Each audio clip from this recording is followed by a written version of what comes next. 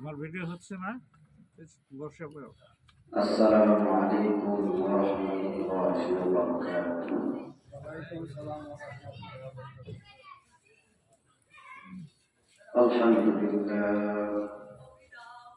আলহামদুলিল্লাহিল্লাযী জা'আলা আশ-শামসা ওয়াল Camara হুসবান one Nazma ওয়াশ-শাজারা ইয়াসজুদান وفضل زمان على زمان كما فضل مكان على مكان وإنسانا على إنسان ونشهد أن لا إله إلا الله وحده لا شريك له ونشهد أن سيدنا ونبينا وشفيعنا وحبيبنا ومحبوبنا ومرشدنا ومولانا محمدا عبده ورسوله أرسله بالحق بشيرا ونذيرا وداعيا إلى الله بإذنه وسراجا منيرا أما بعد فأعوذ بالله من الشيطان الرجيم بسم الله الرحمن الرحيم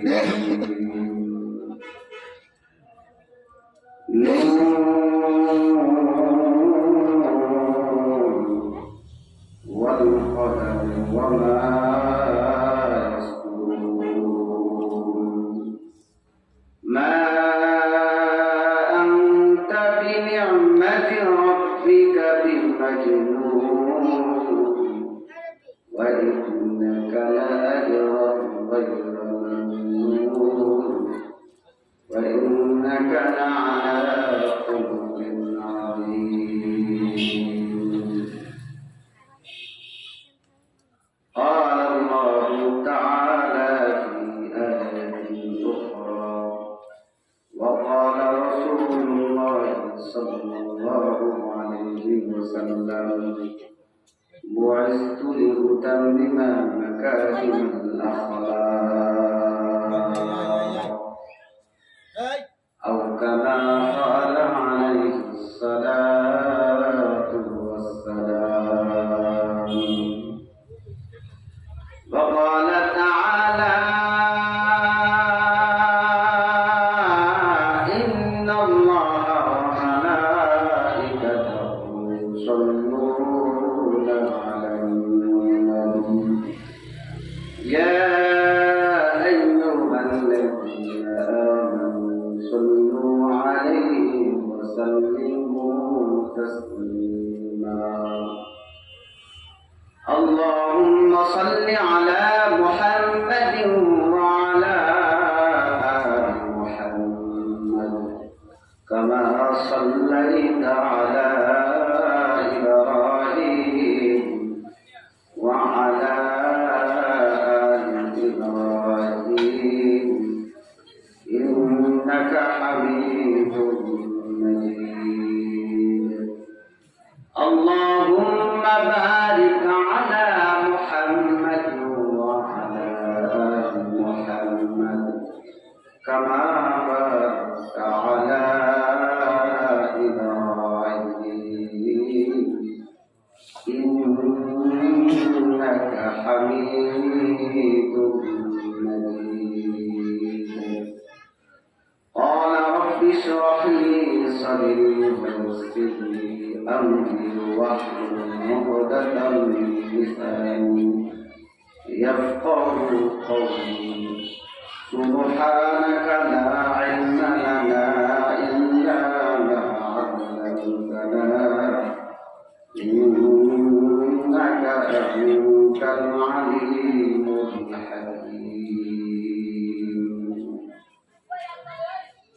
जिंदा कुरान हकीम मुझे भूलाया गस्तु कदीम जमीअन इल्म फिल कुरान हकीम तफासत अन्हु वफहर मुरजानी बक़ा कुरान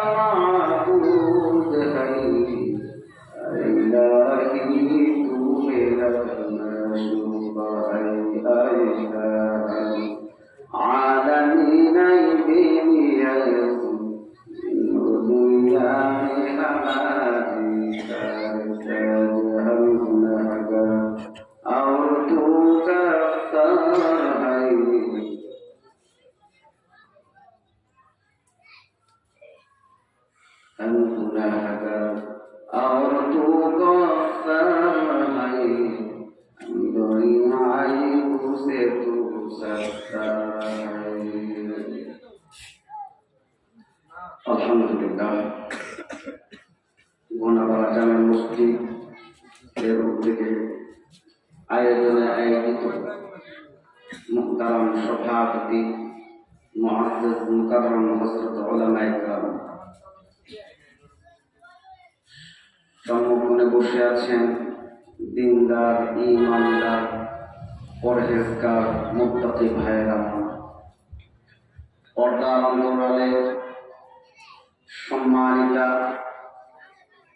শ্রদ্ধা বাজন আমার মা এবং বোনেরা, আল্লাহ পাকের দরবারে লাখো কোটি শুকরিয়া যিনি আমাদের এই সময় দিনের একটি মজমা করার তৌফিক দান করেছেন। এই জন্য ওই মহান সত্তার দরবারে আমরা অন্তরের অন্তঃস্থল থেকে একটিবার শুকরিয়া জ্ঞাপন করে নিই। সবাই বলুন আলহামদুলিল্লাহ। মাহফিলে করেছে, আপনারা খুশি না নারাজ? ধরে বলেন আলহামদুলিল্লাহ। শত কোটি দরুদ ওই মহান মানবের প্রতি যিনাকে সৃষ্টি না করলে আসমান জমিন চন্দ্র গ্রহ কোনো কিছুই সৃষ্টি করা হতো না। ওই মহান মানবের প্রতি আমরা অন্তর থেকে একটিবার দরুদে কালিমা তেলাওয়াত করে নিই। সবাই বলুন সাল্লাল্লাহু আলাইহি ওয়াসাল্লাম। দেখেন আমরা যে এখানে বসছি, আমরা কার শক্তিতে এখানে বসছি বলেন তো? আল্লাহ। আল্লাহ আমাদের তৌফিক দান করেছেন, এই জন্য আমরা বসতে পেরেছি। আল্লাহ যদি তৌফিক না দান করতেন তাহলে এখানে এই দিনের একটা মজমার ভিতরে বসার সৌভাগ্য আমার হতো না। কথা কোন ঠিক না?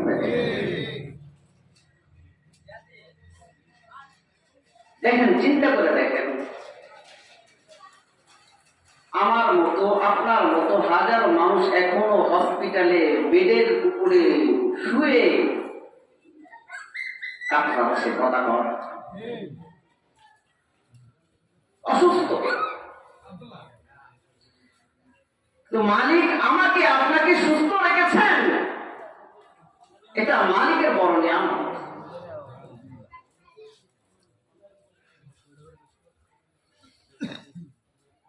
এই যে নিয়ামত আমরা যারা হাঁটা চলাফেরা করছি, এটাও একটা নিয়ামত।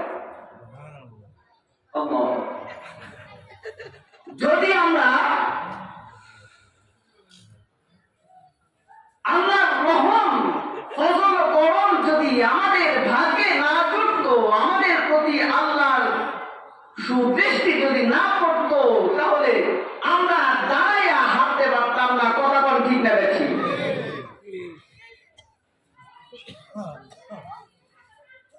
নিয়ামত, এই যে সুস্থ নামক নিয়ামত, এটা বড় নিয়ামত।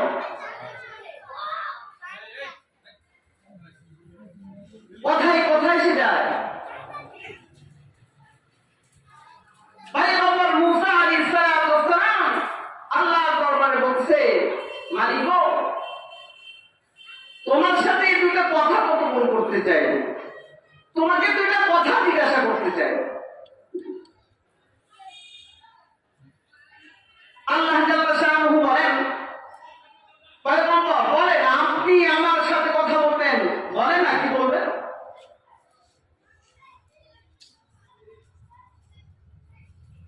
মুসা পয়গম্বর কয়, আল্লাহ, আমি যে কথাটা বলবো এই কথা বললে যদি আপনি রাগ করেন, আপনি যদি রাগ করেন, কয় না পয়গম্বর, আমি রাগ করবো না, বলেন না। এখন মুসা আলাইহিস সালাম মালিক রে, আল্লাহ জাল্লা শাআনুহু রে কি বলবে? আল্লাহ জানেন না? জানেন না? কথা বল। আল্লাহ অন্তর যাবে, আপনি কি বলতেছেন, কি বলবেন, কি চিন্তা করতেছেন, সব কিছু মালিকের কর্ণঘরে পৌঁছে যায়। কথা বল ঠিক না? মালিকের কুদরতি কর্ণঘরে পৌঁছে যায়।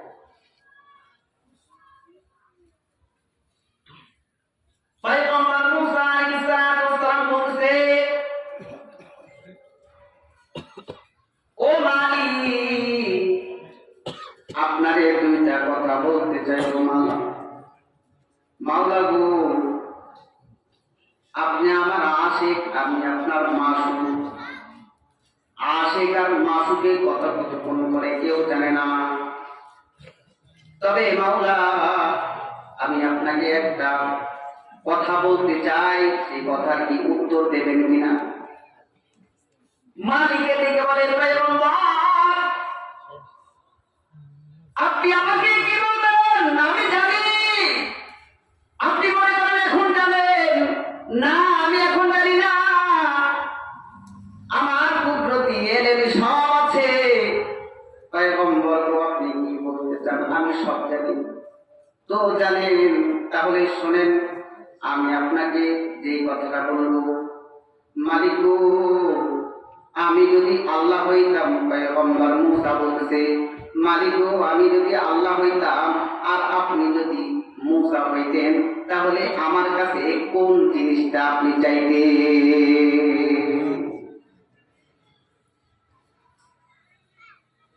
মালিক দেখে ভাই, এই কি কথা বল, সম্ভব নেই, কি কথা বল?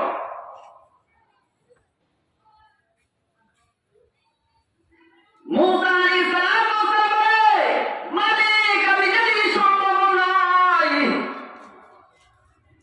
তারপরে আপনাকে একটা কথা জিজ্ঞাসা করতে চাই। আপনি আমাকে বলেছেন তার উত্তর দেবেন সঠিকভাবে। পয়গম্বর, আপনি শোনেন, যদি আপনি আল্লাহ হইতেন, আপনি যদি সৃষ্টিকর্তা হইতেন, আপনি যদি খালেক হইতেন, আমি যদি মাখলুক হইতাম, আপনি যদি আল্লাহ হইতেন, আমি যদি মুসা হইতাম, তাহলে আপনার চাইতে আপনার কাছে একটা জিনিস চাইতাম।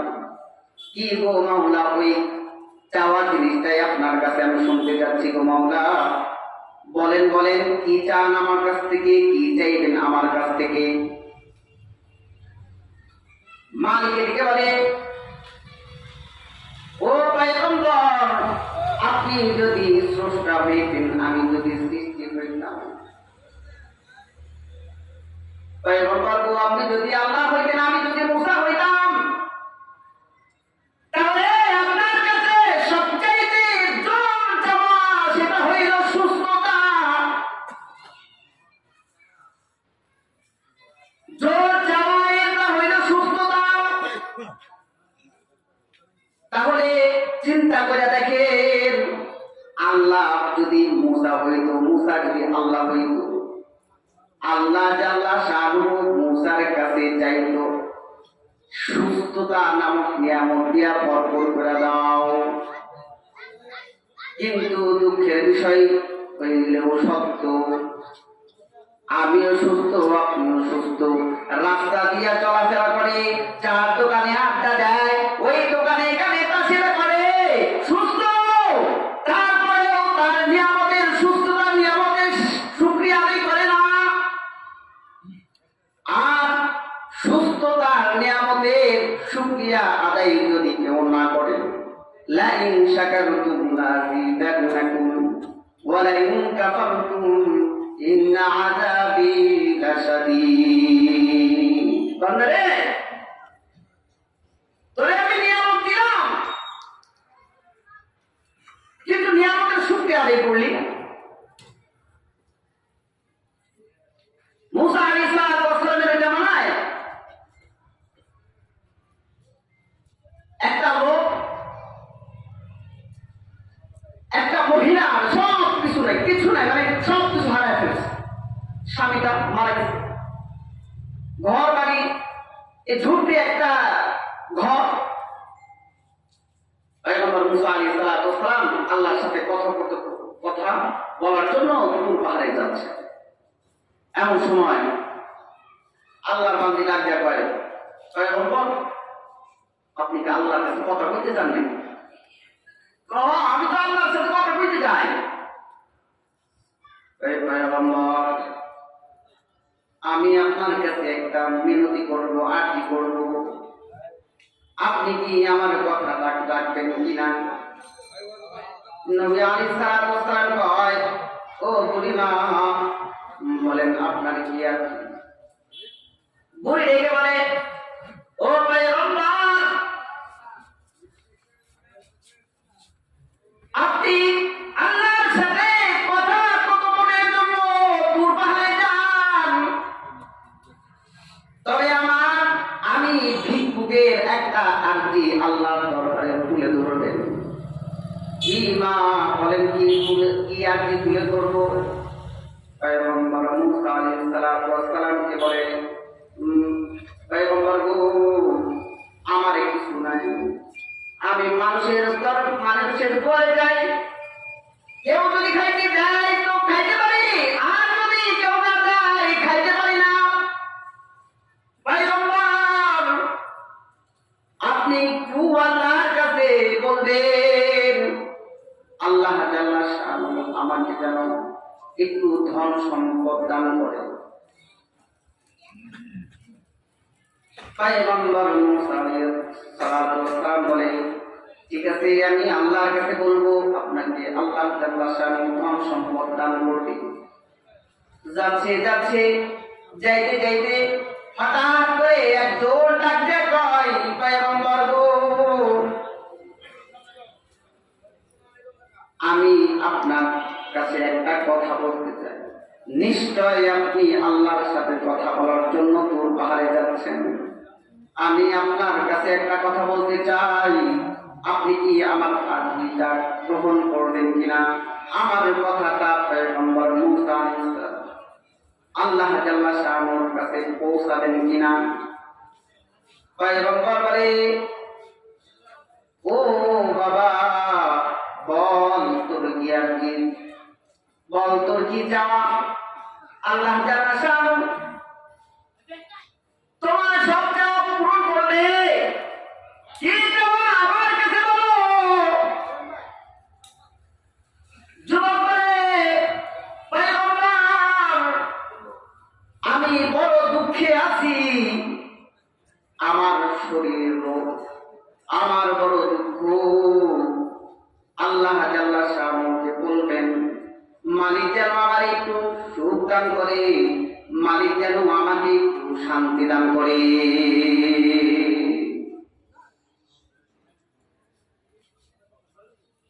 পয়গম্বর মুসা আলাইহিস সালাম দূর পাহাড়ে যাচ্ছে, আল্লাহর সাথে কথা কথোপকথন করার জন্য। আল্লাহর সাথে কথা বলতে বলতে সব কিছু ভুলে মালিকে ডাক দিয়া কয়, পয়গম্বর গো, আমার বান্দা মানদিনী আপনার কাছে কোনো কিছু বলছিল নাকি? হ্যাঁ মাওলা, আপনার কাছে এক বান্দা সুখ চেয়েছে, বান্দি, তার কিছুই নাই, সে আপনার কাছে একটু ধন সম্পদ চাইছে। পয়গম্বর মুসা আলাইহিস সালাম আল্লাহর কাছে বলে, আল্লাহ বলে, ও পয়গম্বর, তারে বলে দেন যে সুখ চাই, তারে বলে দেন আল্লাহ জাল্লা শানহু আপনাকে সুখ দান করবে। আর যে ধন সম্পদ চায় তাকে বলেন শুকরিয়া আদায় করতে। যদি শুকরিয়া আদায় করে তো ধন সম্পদ বাড়ায় দেব, আর যদি শুকরিয়া আদায় না করে তাহলে তার অবস্থা আমি দেখে ছাড়ব। পয়গম্বর মুসা আলাইহিস সালাম আল্লাহর সাথে কথা কতক্ষণ করে নিজের বাড়ির দিকে যাচ্ছে। যাইতে যাইতে বুড়ির সাথে দেখা। ও পয়গম্বর, আপনি আমার কথাটা আল্লাহর কাছে বলছিলেন নাকি? হ্যাঁ বলছিলাম। তো আল্লাহ কি বলছে একটু শুনতে চাই, নিজের কলিজা থেকে একটু শান্তি করতে চাই, নিজের কলিজা থেকে একটু প্রশান্ত করতে চাই। আপনার কথা শুনে বলেন আল্লাহ কি বলছেন। এবার পয়গম্বর মুসা আলাইহিস সালাম বলছে, বুড়িমা, তোমাকে আল্লাহ তাআলা শানহু সুস্থ রেখেছেন, তোমার ধন সম্পদ বাড়ায় দেবে যদি তুমি তোমার প্রতি আল্লাহর যে ফজল করম আছে তার যদি শুকরিয়া আদায় করো। তোমাকে রোগ দিয়ে বেডের ভিতরে শুয়ায়া রাখে নাই, তোমাকে রোগ শোক দিয়ে ঘরের ভিতরে শোয়ায়া রাখে নাই। তুমি চলাফেরা করতে পারো, তুমি দাঁড়ায়া দাঁড়ায়া এখান থেকে সেখানে, হাঁটতে হাঁটতে এখান থেকে সেখানে দাঁড়ায়া যেতে পারো। সব কিছু তোমাকে আল্লাহ জাল্লা শানহু নিয়ামত হিসেবে উপহার দান করেছে। কিন্তু যদি ওই নিয়ামতের শুকরিয়া আদায় না করতে পারো তাহলে কিন্তু তোমার নিয়ামত ছিনে নেবে। বুড়ি তেলে বাগুনে চলে গেল, এই ঘরটা নাই, নিজের স্বামীটাও নাই। একবার গেলে যদি কিছু দেয় তো খাইতে পারি, যদি না দেয় না খাওয়া থাকতে হয়। আমি কেমনে আল্লাহর শুকরিয়া আদায় করব? আমার দ্বারা আল্লাহর শুকরিয়া আদায় করা সম্ভব না। অস্বীকৃতি জানালো, সাথে সাথে আসমান থেকে আগুন এসে ওই বুড়ির যে শেষ সম্বল ঝুঁকড়ি, ওই ঝুঁকড়িটা পুড়ে সারকার হয়ে গেল। পাটা অবশ্যই জমিনের ভিতরে পড়ে গেল। হাই হাই হাই করতে করতে শেষ নিঃশ্বাস পর্যন্ত সে আল্লাহর সাথে নাফরমানি করতে করতে দুনিয়ার থেকে চিরবিদায় হয়ে গেল। আর ওই যে আল্লাহর বান্দা আল্লাহর কাছে সুখ চেয়েছে, পয়গম্বর আলাইহিস সালাম যাচ্ছে। যাইতে যাইতে দেখা যায় দূর কিছু মানুষের সমাগম দেখা যায়। হাই কি হইল ওখানে, আবার কি হইল? যাইতে যাইতে যাইতে যায় দেখে ওই যে আগামীকাল যে বান্দা আল্লাহর কাছে সুখ চেয়েছে, যে বান্দা আল্লাহর কাছে শান্তি চেয়েছে, যে বান্দা আল্লাহর প্রতি কৃতজ্ঞতা আদায় করেছে, ওই বান্দা দুনিয়ার থেকে চিরবিদায় হয়ে গেছে। আল্লাহ জাল্লা শানহু তাকে মৃত্যু দান করেছে। পয়গম্বর মুসা আলাইহিস সালাম সিজদায় পড়ে গেল, মালিক গো, বুঝি না তোমার পূর্ব বুঝি না রে মাওলা। তুমি বলছো তারে সুখ দিবা, তুমি বলছো তুমি তারে শান্তি দিবা, বুঝলাম না সে তো মারা না, সে পড়ে রইছে। বুঝলাম না মালিক, তোমার ফজল বুঝলাম না। আল্লাহ জাল্লা শানহু পয়গম্বর মুসা আলাইহিস সালাম বলে, পয়গম্বর গো, আপনার পাক জবান দিয়ে আপনি আমার বান্দার জন্য সুখ চেয়েছেন, আমি ওই জবানটাকে ফেলে দিতে পারি নাই।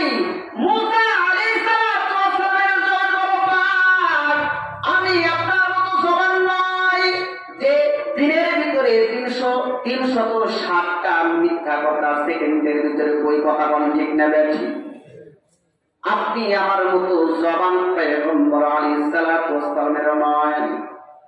পাক জবান, যে জবান দিয়ে মিথ্যা হয় না, যে জবান দিয়ে কেবল শিকায়ত হয় না, যে জবান দিয়ে মানুষের মিথ্যা হয় না, ওই জবান দিয়ে আল্লাহর কাছে আল্লাহর বান্দার জন্য সুখ চেয়েছে, ওই জবান কখনো বিফলে যাবে না।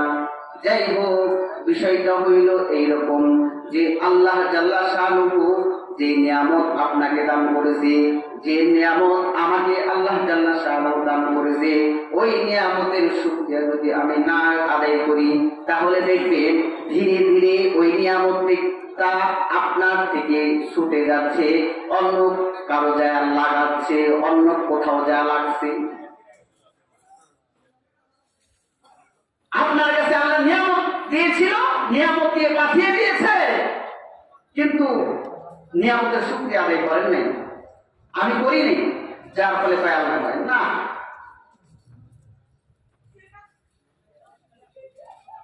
বিষয়টা হইলে এরকম যে আপনি একজনের জন্য সবকিছু করতে পারেন, আর সে আপনাকে ফাঁসানোর জন্য তার জীবনটা অতিবাহিত করে। তাহলে যে ফাঁসানোর জন্য আপনাকে, আপনি তার সুখের জন্য সবকিছু করতে রাজি, আর ওই ব্যক্তি আপনাকে ফাঁসানোর জন্য তার জীবনটা অতিবাহিত করে, তাহলে তার প্রতি আপনার কি মায়া থাকবে? তার প্রতি আপনার কি দয়া থাকবে? দয়া থাকবে। কিন্তু আল্লাহ যে গফফার, আল্লাহ যে রহমান, আল্লাহ যে রহিম, আল্লাহ যে গফুর। আপনি আমি শত ভুল করি, দিনের ভিতরে কোটি কোটি কোটি বার আল্লাহ নাফরমানি করি, তারপরেও আল্লাহ আসমান থেকে গজব দেয় না। কথা বল, ঠিক না? দেয়। এই কার তো আর বদলতে, কার তো আর বদলতে আমি আপনার প্রতি আল্লাহ যে গজব আসে না, কার তো আর বদল? নবী মুহাম্মদুর রাসূলুল্লাহ সাল্লাল্লাহু আলাইহি ওয়াসাল্লাম। আগের জামানায় মানুষ চোখ দিয়ে যদি কোনো গুনাহ করত, সাথে সাথে চোখে রক্ত জমা দেখা যেত। যদি মুখ দিয়ে কোনো গুনাহ করত, তো মুখ বাঁকা হয়ে যেত। যদি হাত দ্বারা পা দ্বারা গুনাহ করত, হাত পা অবশ হয়ে যেত। যদি তার শরীর দিয়ে কোনো গুনাহ করত, শরীরটা পাথর হয়ে যেত। আমি আপনার তো হয় না, কথা বলেন, আমি আপনার তো হয় না। দিনের ভিতরে কতবার যে আল্লাহর নাফরমানি করি, আমার হাত আপনার হাত অবশ হয় না, আপনার জবান ঠিক থাকে, আপনার মেধা ঠিক থাকে, আপনি পাথর হন না। কেন? একটাই কারণ, নবী আমার আপনার প্রতি বড় দয়াশীল। ও মালিক, আমি আপনার কাছে দোয়া করি, মালিক আমার উম্মত বড় দুর্বল, ঈমানটা বড় দুর্বল, তাদের আমলটাও বড় দুর্বল।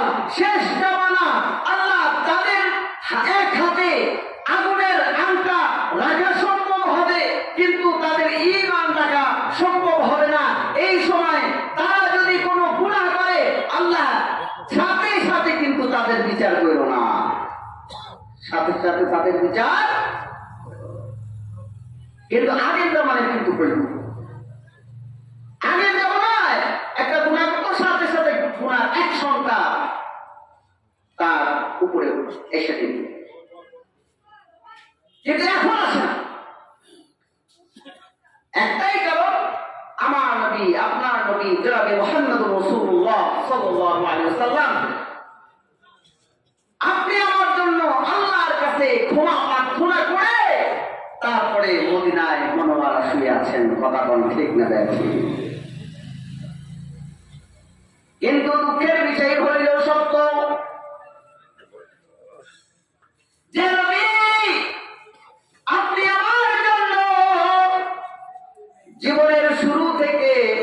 শেষ পর্যন্ত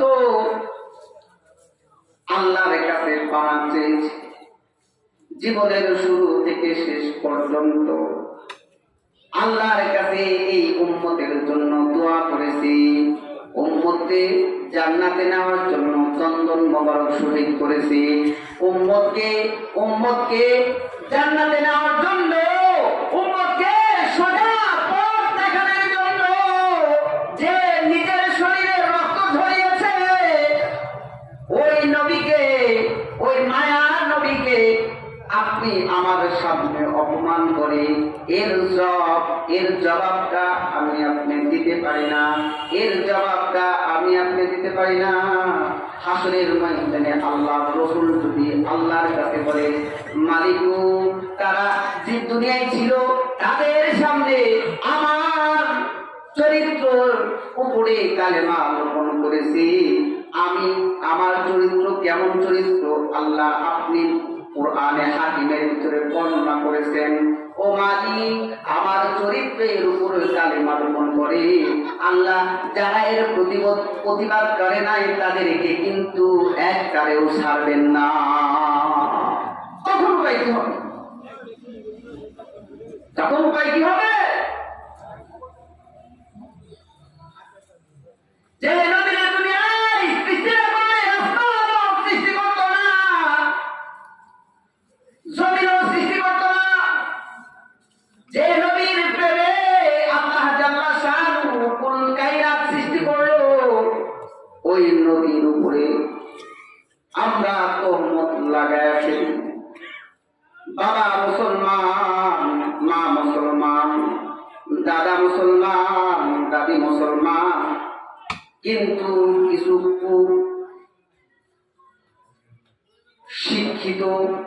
কিছু কুশিক্ষিত মানুষ তারা নবীর প্রতি, নবীর চরিত্রের উপর কালেমা রোপণ করে। নাউজুবিল্লাহ কম যা নবীর চরিত্রের উপরে কালেমা রোপণ করে তাদেরকে ধিক্কার জানাই, ধিক্কার জানাই, ধিক্কার জানাই। যার ব্যাপারে আল্লাহ জাল্লা শানুহু নিজেই বলেছেন, নুন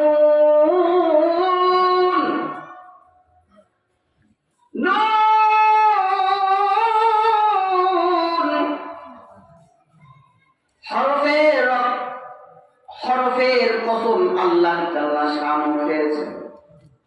ওয়াল কলাম, কলমের কসম করেছেন। ওমা ইয়াসকুরুন, কলমের লেখার কসম করেছেন।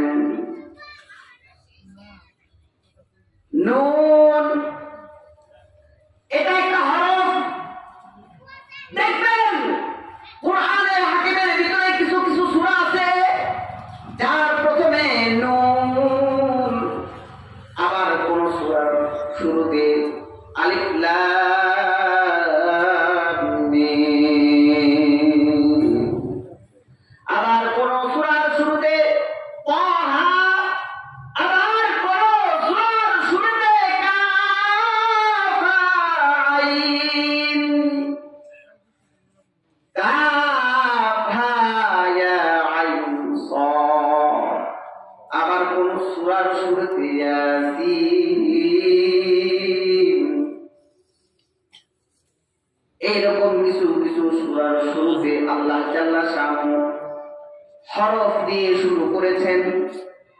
মুফাসসিরিন একরাম বলে এই হরফের অর্থ একমাত্র আল্লাহ এবং আল্লাহর রাসূল জানে।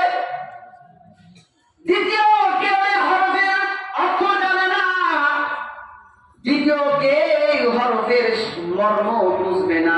এই হরফের মর্ম একমাত্র আল্লাহ জাল্লা শানুহু এবং আল্লাহর হাবিব বুঝবে।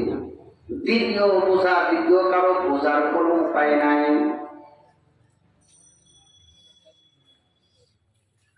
তারপরে আল্লাহ জাল্লা শানুহু বলতেছেন ওয়াল কলাম, কলমের কসম করতেছে। কলমটা এরকম কলম মুফাসসিরিন বলে কলম দুই প্রকার হইতে পারে। এক প্রকার কলম হইল দুনিয়ার কলম, আর এক প্রকার কলম হইল আল্লাহ জাল্লা শানুহু সৃষ্টি কলম। দুনিয়ার ভিতরে যে কলমকে আমরা মানুষ ব্যবহার করি, যে কলম দিয়ে আমরা কোরআনের বিরুদ্ধে আইন প্রণয়ন করি, যে কলম দিয়ে আমরা ইসলামের বিরুদ্ধে ফতোয়া জারি করি, যে কলম দিয়া উলামায়ে কেরামকে দোষী সাব্যস্ত করার চেষ্টা করি, হইতে পারে সেই কলম, আবার হইতে পারে আল্লাহ জাল্লা শানুহু পৃথিবীর ভিতরে সবচাইতে সবার আগে একটা কলম সৃষ্টি করেছেন। হইতে পারে সেই কলম পৃথিবীর ভিতরে আল্লাহ জাল্লা শানুহু যেই কলমটা সবার আগে সৃষ্টি করেছে। মুফাসসিরিন কেরাম কয় আল্লাহ জাল্লা শানুহু পৃথিবীর জমিনে কিছুই যখন সৃষ্টি করে নাই, নবী আমার কয় আমার নূর যখন সৃষ্টি করে নাই, নবী আমার কয় আউয়ালাহু মা খালাকাল্লাহুল কলম। আল্লাহ জাল্লা শানুহু পৃথিবীর জমিনে সবচাইতে সবার আগে একটা কলম সৃষ্টি করেছে। ওই কলম দ্বারা আল্লাহ জাল্লা শানুহু দুনিয়ার শুরু থেকে শেষ পর্যন্ত কয়জন মানুষ দুনিয়াতে আসবে, তাদের হায়াত কি রকম হবে, আসমান কয়টা হবে, জমিন কয়টা হবে, আসমানের ভিতর থেকে আসমানের উপর থেকে জমিনের উপরে কয় ফোঁটা বৃষ্টি হবে, একটা পিপিলিকার কয় বছর হায়াত হবে, মাছির কয় বছর হায়াত হবে, মাছি কি খাবে, প্রত্যেকটা মাখলুকের আল্লাহ জাল্লা শানুহু হায়াত দৌলত হায়াত মওত ওই কলম দিয়ে আল্লাহ জাল্লা শানুহু লিখে লৌহে মাহফুজে সংরক্ষণ করেছে। হইতে পারে ওই কলমের কসম আল্লাহ জাল্লা শানুহু করেছেন। হইতে পারে ওই কলম, যে কলম দ্বারা মানুষের নবীর ইজ্জত নিয়ে কথা কয়, যেই কলম নিয়ে, যেই কলমের দ্বারা কোরআনের বিরুদ্ধে আইন প্রণয়ন করে, হইতে পারে ওই কলমের কথাও বলেছেন। তারপরে বলেছেন ওমা ইয়াসতুরুন, লেখার কলম আল্লাহ জাল্লা শানুহু করেছেন। কি লিখছে? এই যে আপনি আমি দুনিয়ার ভিতরে আছি, কয়দিন থাকবো, কিভাবে থাকবো, কোথায় থাকবো, কিভাবে খাবো, কয়দিন খাবো, কয়দিন না খেয়ে থাকবো, কয়দিন মানুষের দুয়ারে যা চাইবো, কয়দিন আল্লাহর দরবারে যাবো, কয়দিন কিভাবে চলবো, সব কিছু আল্লাহ জাল্লা শানুহু লৌহে মাহফুজে সংরক্ষিত করেছেন ওই কলম দ্বারা লেখা। হইতে পারে সেই কলম, হইতে পারে সেই কলম লেখার কলম। মা আনতা বিনিআমাতি রাব্বিকা বিমাজনুন, আল্লাহ জাল্লা শানুহু বলে এই কলম, কলমের কসম করলাম, লেখার কসম করলাম, তোমরা যদি বিশ্বাসী হও তাহলে তোমরা বিশ্বাস করবা। মা আনতা বিনিআমাতি রাব্বিকা বিমাজনুন, আমি নিয়ামত ওয়ালা পয়গম্বর তোমাদের প্রতি, তোমাদের ভিতরে সৃষ্টি করেছি। আমি পাগল সৃষ্টি করি নাই, আমি পাগল, মুহাম্মদ পাগল নয়, নবী আমার পাগল নয়। মক্কার জামানার কিছু কিছু লোক ওই জামানায় আল্লাহ রাসূলকে পাগল কইলা বইলা গাল দিত। কিছু কিছু লোক আল্লাহ রাসূলকে পাগল বলে বলে মানুষের দুয়ারে পৌঁছায় দিত। সাবধান, তোমরা কিন্তু ওই ব্যক্তির দুয়ারে যাইবা না, তোমরা কিন্তু তার কথা শুনবা না। যদি তার কথা শোনো তো তোমরাও পাগল হয়ে যাইবা, যদি কেউ পাগলের মুখ দেখো তো তোমরাও পাগল হয়ে যাইবা। কিছু কিছু লোক মক্কার জমিনে মানুষের সামনে এই কথাগুলো প্রচার করত। নবী আলাইহিস সালাতু ওয়াস সালামকে অপমান করার জন্য, ওই অপমান করার জন্য যে মানুষগুলো মক্কার জমিনে, যে মানুষগুলো মক্কার জমিনে রাসূলের কালেমা,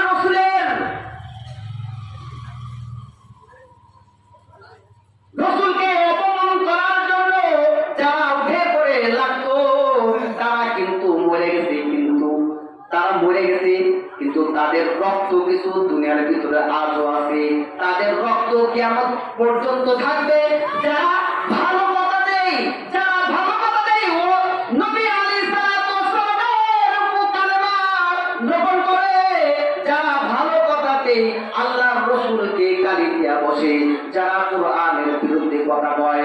ওই যে কয়েকদিন আগে একটা কোরআন নিয়ে রাস্তার ভিতরে প্রকাশ্য ছেড়ে আর কয়, ওই মুসলমানের আল্লাহ কই, মুসলমানের আল্লাহ যদি থাকতো তার কালাম রাস্তার উপরে প্রকাশ্য ছেড়ে কয়, তার তো কোনো প্রতিবাদ হয় না, আল্লাহর গজব তো আমার প্রতি বর্ষণ হয় না। যদি আমার প্রতি বর্ষণ হইতো তাহলে বুঝতাম মুসলমানের আল্লাহ আছে। আমি আপনাদের কাছে শুনতে চাই, আমার আল্লাহ আছেন? আছেন না নাই? করে বলেন আছে। আমার আল্লাহ এখনো আছে। কিছু কিছু মানুষ কয় যে মক্কার জমিন অনেক দিন আগে, অনেক আগে আছে, অনেক আগে আছে, ইসলাম পুরো হয়ে গেছে, কোরআন পুরো হয়ে গেছে, পাল্টানো দরকার। নাউজুবিল্লাহ কোন পাল্টানো দরকার। কোরআন কি পাল্টাইতে পারে? কেউ পাল্টাইতে পারে? বাবা, কোরআন এমন কিতাব, যালিকাল কিতাবু লা রাইবা ফীহি। আল্লাহ এমন কিতাব নাযিল করেছে, এমন কিতাব বান্দার প্রতি নাযিল করেছে, ওই কিতাবকে কেউ সংশোধন করার সাহস তো দূরের কথা, চিন্তাও করতে পারবে না। বাবা, মনে করেন আপনি আমি ওই বিজ্ঞানের যুগে আছি এই জন্যই কথা বলছে না। বাবা, কোরআন নাযিল হওয়ার সাথে সাথে, কোরআন নাযিল হওয়ার সাথে সাথে একদম মানুষ যে বলতো মুহাম্মদ মিথ্যা কথা কয়, মুহাম্মদ মিথ্যা কথা বলে, তার ধর্মের মানুষকে ডাকে। যদি তোমরা ওই মিথ্যার কথা, মিথ্যাবাদীর সাথে হও, তাহলে তোমরা ধ্বংস হয়ে যাইবা। যদি তোমরা মিথ্যাবাদীর কাছে চাও তাহলে তোমরাও ধ্বংস হয়ে যাবে। এইভাবে মানুষকে বুঝায়। আর কিছু কিছু মানুষ কয়, আমরা যদি পাগল হয়ে যাই, পাগলের দেখা যদি পাগল হয়ে যায় তাহলে আমাদের কপালটা খুলে যাবে। তারা আর দেরি করে না, সাথে সাথে মুহাম্মদুর রাসূলুল্লাহ সাল্লাল্লাহু আলাইহি ওয়াসাল্লামের কাছে গিয়া বলে, পয়গম্বর গো, মক্কার জমিনের কিছু মানুষ আপনারে পাগল কয়, আপনারে পাগল বলে সম্বোধন করে। আল্লাহর কসম, পৃথিবীর সৃষ্টি থেকে শুরু করে আজ পর্যন্ত এত বড় নিয়ামত ওয়ালা মানুষ আমাদের চোখে পড়ে নাই। ওই পয়গম্বরকে পাগল কয়, ওই পয়গম্বরকে চরিত্রহীন কয়। যারা এই কথা বলে তারা আসলে পাগল, তাদের চরিত্রের সমস্যা আছে। যারা আল্লাহর রসুলের সমস্ত কথা নিজের অন্তরে ফিট করে, যারা দুনিয়া থেকে নিঃশ্বাস ত্যাগ করে, আল্লাহর রসুল তাদের জন্য, তাদের সাথে মুআনাকা করার জন্য আল্লাহর রসুল প্রস্তুত হয়ে থাকে। বান্দা মরবে, আল্লাহর বান্দা মরবে, আল্লাহর রসুল সাথে সাথে তার কাছে কিয়ামত মোলাকাত করবে। এক আল্লাহর বান্দা কিছুই জানে না, কিছুই জানে না। কাঠ মিস্ত্রি, সামান্য কাঠ মিস্ত্রি, পাকিস্তানের কথা, পাকিস্তান আমলে সে তার কাছে যাচ্ছে, সে তার কাছে যাচ্ছে। এমন সময় কিছু গন্ডগোল দেখা যায়। কি হয়েছে, কি হয়েছে বাবা, এখানে কি হয়েছে? লোকে বলে তুমি কাঠ মিস্ত্রি, বাবা তুমি তোমার কাছে চলে যাও। লোকটাই মনে দুঃখ নিয়ে সে তার কাছে চলে যায়। আসার সময় দেখে এখানে গন্ডগোল, কি হয়েছে, কি হয়েছে, তার কাছে কোনো কথা প্রকাশ করে না। এক সময় সে জানতে পারলো পাকিস্তানের জমিনে, পাক জমিনে কোন এক কুলাঙ্গার আল্লাহর রসুলকে নিয়ে বই প্রকাশ করলো। রঙ্গিলা রাসূল নামে একটা বই প্রকাশ করলো, যে বইয়ের ভিতরে আল্লাহর রসুলের চরিত্র নিয়ে চরিত্র হননের চেষ্টা করেছে। যে বইয়ের ভিতরে আল্লাহর নবীর বিবি অর্থাৎ আমাদের মুসলিম জাহানের মা, তাদেরকে নিয়ে মন্তব্য করতো। এই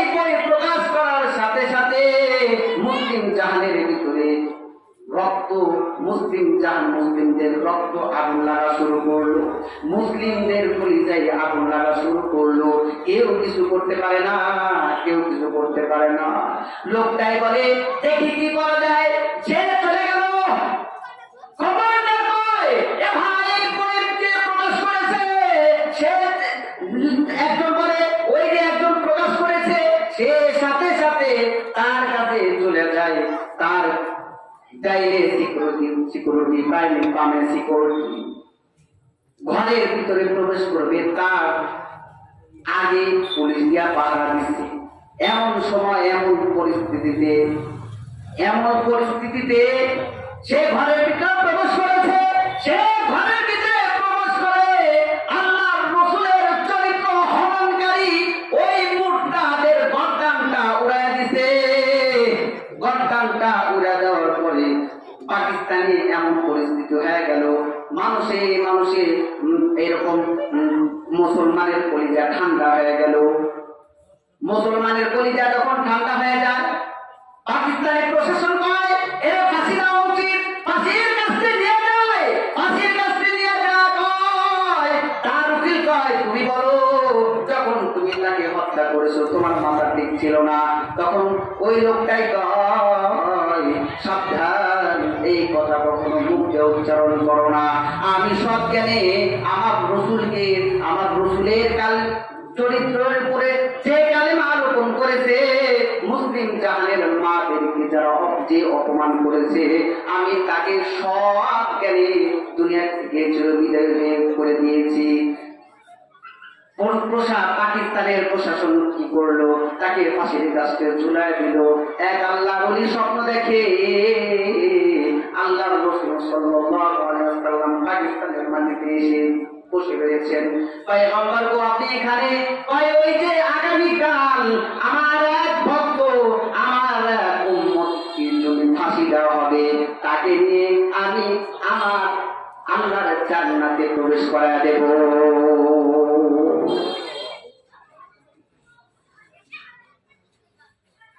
এই জন্য আল্লাহ জাল্লা শাআনুহুর প্রতি আমাদের পুরো আস্থা রাখতে হবে, আর নবী আলাইহিস সালাতু ওয়াস সালামের প্রতি পূর্ণ